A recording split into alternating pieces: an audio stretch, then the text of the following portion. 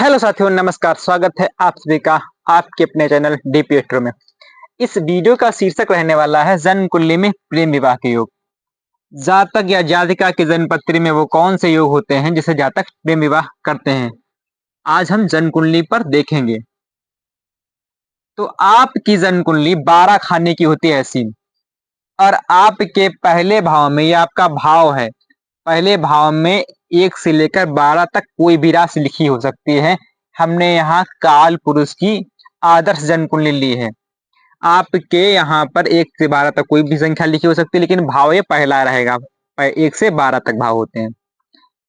तो अपने टॉपिक की ओर बढ़ते हैं आगे। जन्म कुंडली का 7वां भाव ये विवाह को दिखाता है। अब 7वें भाव में देखिए, यहाँ पर 7 नंबर की राशि पड़ी है। आपकी जन्म कुंडली में जो राशि पड़ी हो उसके स्वामी को लिखिएगा। अब यहाँ 7वें भाव में 7 नंबर की राशि पड़ी है। 7 नंबर मतलब तुला राशि, इसका स्वामी बनता है शुक्र। अब यहाँ शुक्र को हम लिख लेंगे, ठीक है। अब प्रेम का भाव है 5वां, तो 5वां भाव गिनिए, 1 2 3 4 5 ये वाला। 5वें भाव में 5 नंबर की राशि पड़ी है। 5 नंबर की कौन सी राशि है? सिंह। सिंह का स्वामी क्या है? सूर्य। अब सूर्य को हम लिख लेंगे। अब ये प्रेम विवाह के लिए इस जन्म कुंडली के हिसाब से शुक्र और सूर्य इंपॉर्टेंट हो जाएंगे।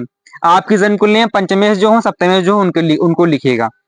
अब आपकी जन्म कुंडली में शुक्र सूर्य की युति यहीं पर हो, सूर्य और शुक्र यहां पर लिखे हो, शुक्र और सूर्य, कहने का मतलब कहीं पर युति बन जाए, शुक्र और सूर्य की किसी भाव में युति बन जाए, एक साथ लिख जाए, लिखे हो, एक साथ लिखे हो। आपके जन्म कुंडली में पंचमेश और सप्तमेश एक साथ लिखे हो। और दूसरा तरीका यह है, सूर्य मान लीजिए यहां है और शुक्र यहां पर हो जाए, आमने सामने, शुक्र यहां पर लिख जाए, कहने का मतलब 7वें भाव में, सूर्य से 7वें भाव में, एक दूसरे से, दोनों एक दूसरे 7वें भाव में, 1 2 3 4 5 6 7। और इसका एक फलित और एक और है, सूर्य से सामने वाले ग्रह को सूर्य प्रकाशित करता है, क्योंकि सूर्य में प्रकाश होता है। तो शुक्र किसको दिखाता है? आपकी पत्नी बहुत ही ओजवान होगी और आपके अंदर कला के गुण अच्छे मौजूद होंगे यदि। और पहली बात तो ऐसा रियर केस में होगा क्योंकि शुक्र और सूर्य साथ ही साथ चलते हैं लगभग। अगर देखा जाए सौर मंडल में शुक्र और सूर्य साथ ही साथ चलते हैं, तो युति बन सकती है। ये बहुत ही रियर केस में होगा, ठीक है, ये वाला योग, शुक्र और सूर्य आमने सामने हो। तो ये हुआ नियम नंबर 1। कहने का मतलब है आपके पंचम भाव का स्वामी और आपके सप्तम भाव के स्वामी कहीं न कहीं युति हो या फिर दृष्टि संबंध हो। दृष्टि संबंध ये इनकी केवल 7वीं आपस में दृष्टि होती है। बृहस्पति की 5वीं 7वीं 9वीं होती है और शनि की 3री 4थी 10वीं होती है। कहने का मतलब है तीसरे चौथे 10वें, इस प्रकार से युति संबंध बन जाए बहुत ही बढ़िया, दृष्टि संबंध बन जाए तो भी अच्छा है, ठीक है। तो अब बात करते हैं नियम नंबर 2 पे। 2 पे बात करेंगे।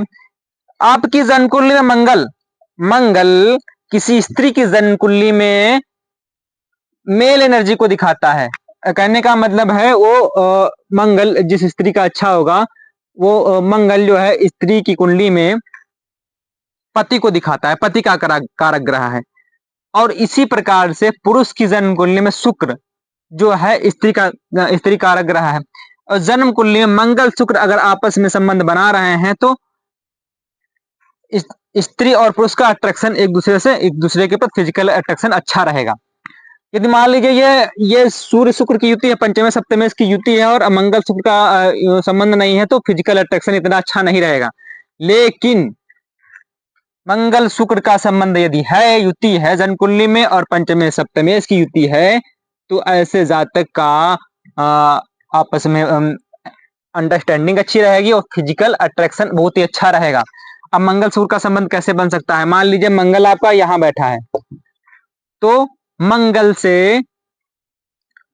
जहां बैठता है वहां से चौथी दृष्टि डालता है, 1 2 3 4, यहां पे बैठा हो शुक्र, ठीक है। अब उस केस में यदि हम सूर्य शुक्र में हमने लिया तो मंगल यहां नहीं होना चाहिए, फिर मंगल फिर यहां होना चाहिए, क्योंकि मंगल की दृष्टि यहां पर नहीं आएगी, चौथी यहां पर होना चाहिए। अगर वही हम केस लें, यहां पर अगर यहाँ पर सूर्य और शुक्र बैठे हैं तो मंगल की कहां से कहां कहां दृष्टि पड़ सकती है?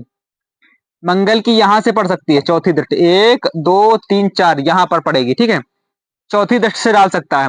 मंगल की सातवीं दृष्टि होती है, मंगल यहां से बैठेगा तो सातवीं दृष्टि डालेगा, 1 2 3 4 5 6 सातवीं दृष्टि। मंगल अगर यहां बैठा है तो आठवीं दृष्टि वहां पहुंचेगी मंगल की।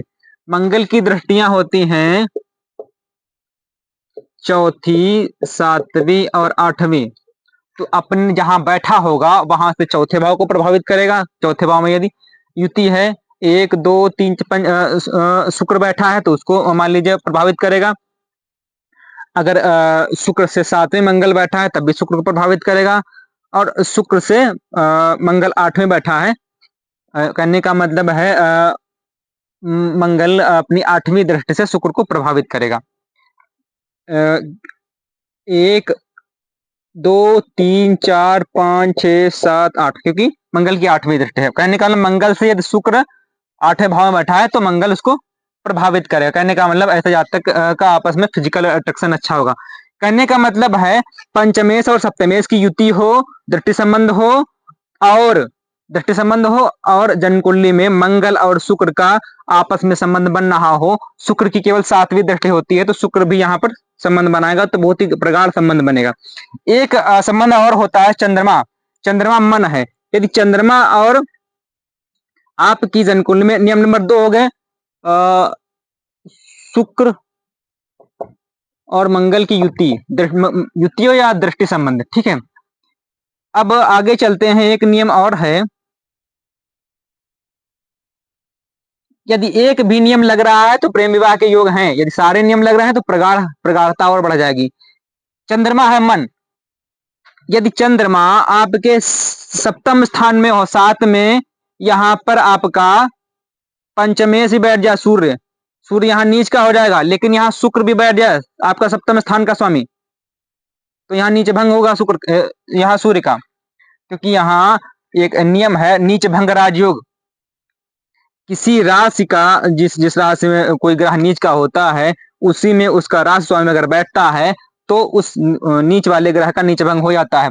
तो इस केस में जातक प्रेम विवाह करना चाहेगा कि मन है ना, और करना चाहेगा और करेगा भी।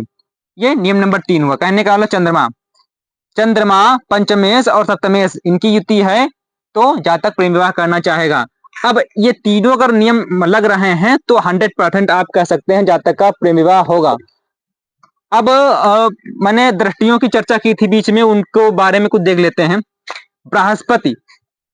बृहस्पति यदि यहाँ बैठा है, मान लीजिए सप्तमेश आपका बन रहा है, तो वो कहाँ कहाँ प्रभावित करेगा? पांचवी, 1 2 3 4 5, पांचवी यहाँ दृष्टि आएगी बृहस्पति की। बृहस्पति की सातवीं दृष्टि आएगी, सातवीं दृष्टि होती है, सातवें भाव से सातवीं दृष्टि से देखता है तो यहाँ आएगी सीधे, ठीक है। और नवीं दृष्टि से, क्योंकि बृहस्पति की पांचवी, सातवीं और नवीं होती है, तो 1 2 3 4 5 यहाँ आई, 6 7 यहाँ आया, 8 9 यहाँ दृष्टि। तो बृहस्पति की पांचवी, सातवीं, नवीं शनि की हो गई। शनि की दृष्टियां तीसरी, चौथी और सातवीं। शनि अगर यहाँ बैठा है, मतलब सप्तमेश बनते हैं या पंचमेश बनते हैं तो कैसे का संबंध बनाएंगे वो मैं बताना चाह रहा हूँ। शनि की दृष्टि 1 2 3 यहाँ आएगी, मान लीजिए सप्तमेश बना है, मान लीजिए सप्तमेश और आपका पंचम भाव के स्वामी, सप्तमेश शनि बना है, पंचम भाव के स्वामी यहाँ बैठा है, तब संबंध बनेगा। हाँ, 1 2 3 शनि की दृष्टि हुई, तीसरे भाव को प्रभावित करता है शनि, और प्रभावित करता है सातवें स्थान को, 1 2 3 4 5 6 7, इस भाव में दृष्टि डालेगा। अब सातवें के बाद 10वें स्थान को, 1 2 3 4 5 6 7 8 9 10, इस भाव को। यहाँ पर आपका पंचम मान लीजिए सप्तम शनि बना है, मान लीजिए शनि की राशि ये पड़ी है 10 11 नंबर यहाँ पड़ी है, इसका स्वामी बना है। अब आपका पंचमेश यहाँ बैठा है तो मान लीजिए प्रेम विवाह के योग कहीं न कहीं बनेंगे। लेकिन जो है ये लग्न जो है मित्र लग्न में ऐसा होगा शनि की, शनि विच्छेदात्मक ग्रह, शनि की दृष्टियां थोड़ा सा विच्छेद कराती हैं, तो शनि थोड़ा विरक्ति का है, शनि कारक नहीं है प्रेम का। इस कारण से मंगल के लग्न में होगा, शुक्र के लग्न में होगा, शनि के लग्न में अगर स्वयं लग्न में योग बना रहा है तब भी तब होगा, अदर लग्न में अगर योग बना रहा है तो दिक्कत हो जाएगी, तब वहां विरक्ति होगी। दिक्कत क्या है, तब वो जातक जो है विरक्त होगा, इस प्रेम प्रेम प्रेम वगैरह से विरक्त होगा। तो ये था मेरा छोटा सा बताने का तरीका। अगर आप और अगर इसको अच्छे तरीके से जानना चाहते हैं तो अगर आप कमेंट करेंगे कि और अच्छे तरीके से बताइए, अभी कुछ डिफाइन नहीं हो पाया है तो कमेंट करिए, मैं बताने की कोशिश करूंगा। और कुछ एक और योग है जो प्रेम विवाह के योग, केपी के माध्यम से उसको बताने की कोशिश करूंगा और दूसरे लग्न को लेकर बताने की कोशिश करूंगा। चैनल को सब्सक्राइब करें, सेशन को लाइक करें। वीडियो देखने के लिए धन्यवाद।